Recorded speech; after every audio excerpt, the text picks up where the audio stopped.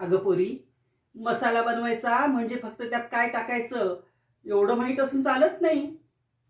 तो गंध तुमच्या श्वासात भरून राहिला पाहिजे. धमन्या धमन्यातून वाहत राहिला पाहिजे. मग तो गंधच तुम्हाला सांगतो मसाला कसा झालाय म्हणून. हं?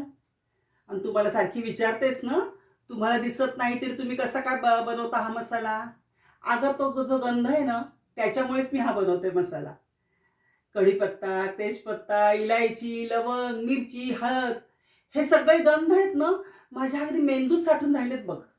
आणि तेच मला सांगतात की कुठलं प्रमाण किती घ्यायचं म्हणून. हं. पण हे बघ, फक्त प्रमाण सगळं व्यवस्थित झालं म्हणजे मसाला छान झाला असं नाही बरं का. या मसाल्यामुळे असंख्य लोकांच्या जिव्हा तृप्त होतात. अगदी तृप्तीचा ढेकर देऊन पोटभर जेवतात बघ. ह्या सगळ्या जबाबदारीची जाणीव मसाला बनवताना आपण ठेवली पाहिजे. तरच त्या मसाल्याचा गंध, मग ते जेवण कसं चविष्ट बनतं बघ. त्याला किती छान चव येते ना. जशी आपल्या आयुष्यात आपली चांगली माणसं भेटली ना, की आपल्या आयुष्याला पण चव येते बघ.